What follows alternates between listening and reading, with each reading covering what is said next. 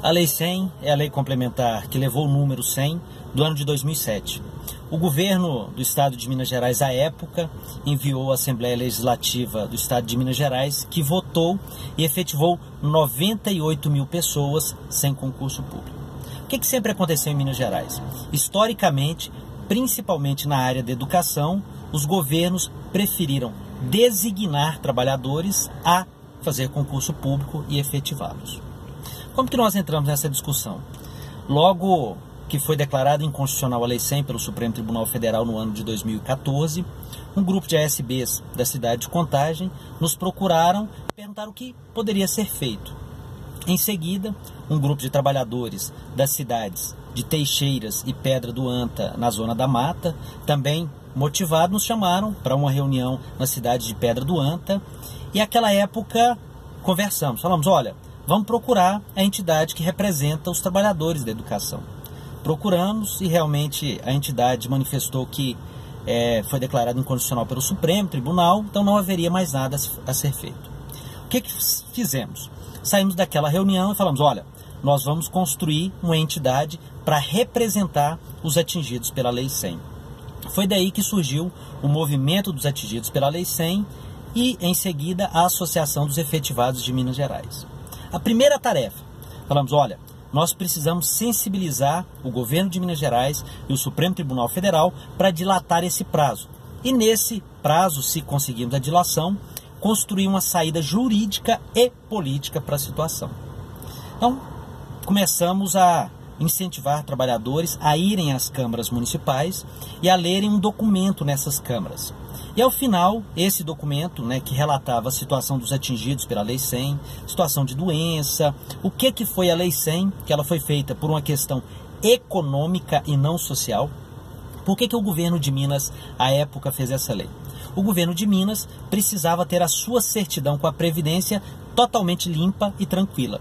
Então, para isso, efetivou e levou esses servidores para o IPSENG, que é um instituto próprio do governo de Minas Gerais. Com isso, o governo de Minas pôde fazer empréstimos internacionais e receber dinheiro do governo federal sem o menor problema. Só que esse problema econômico passou a ser um problema social.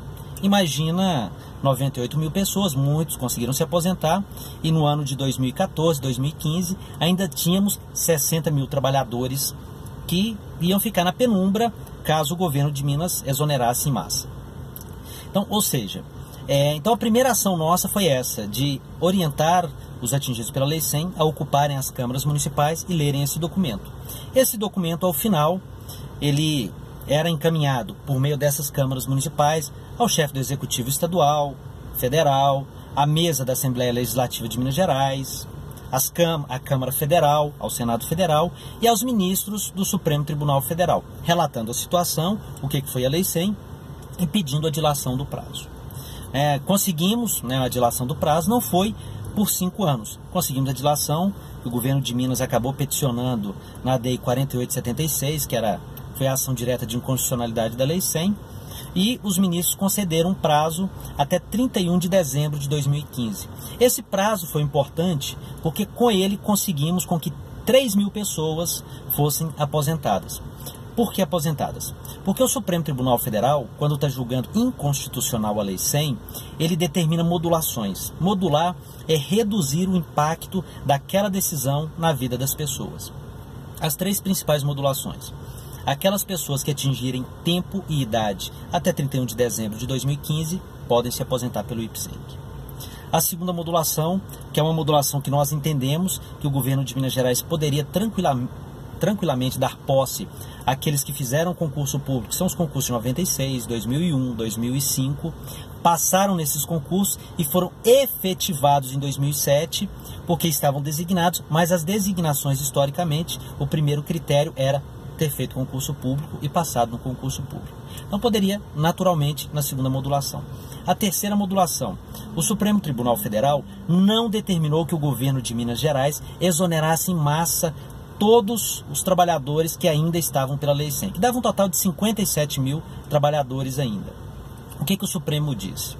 Ao governo de Minas Gerais cabe estudar caso a caso e as exonerações ou substituição devem acontecer a partir do momento que chegar uma pessoa concursada para aquele cargo.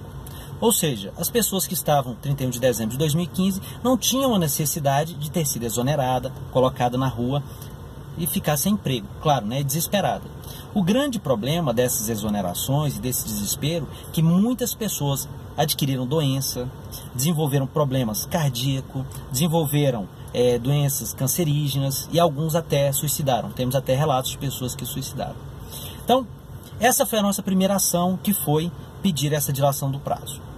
Em seguida, começamos a organizar os trabalhadores atingidos pela Lei 100 e conseguimos também, em novembro de 2015, a lei que possibilitou ex-Lei 100 poder disputar as vices e as direções. Em dezembro de 2015, quando observamos que não tinha diálogo nenhum mais com o governo de Minas Gerais, recomendei e pedi ao Dr. Leonardo e ao Dr. Reinaldo para que estudassem uma saída jurídica, uma peça jurídica. Foi o que possibilitou as ações, as liminares, em algumas cidades de Minas, sendo destaque a cidade de Poços de Caldas, que tivemos diversas liminares para que o governo de Minas Gerais se abstivesse, ou se já tivesse exonerado, recontratar aquela pessoa para os seus cargos. Essas liminares foram importantes porque possibilitou aos próprios atingidos pela Lei 100 ver que existia a possibilidade de direitos e principalmente a estabilidade. Mesmo assim, dia 31 de dezembro de 2015, o governo de Minas Gerais exonerou em massa esses 57 mil trabalhadores. No dia 19 de janeiro, a ENG e Movimento dos Atingidos pela Lei 100 chamou a grande mobilização em Belo Horizonte e no dia seguinte, o governador, por meio de um decreto, nomeia uma comissão de estudos. E essa comissão de estudos começa a estudar uma saída jurídica para esses atingidos pela Lei 100. O primeiro estudo, que tínhamos dois representantes, o Eduardo pela ENG e a Patrícia pelo Movimento, representando os atingidos pela Lei 100, foram as duas entidades que o governo de Minas Gerais reconheceu para discutir uma saída jurídica. A primeira ação dessa comissão foi a Lei Complementar 138, que retornou com 8 mil pessoas para tratamento de saúde. Eram pessoas que estavam afastadas até 31 de dezembro de 2015, mesmo assim foram exoneradas e foram recontratadas, na verdade, para o seu tratamento de saúde.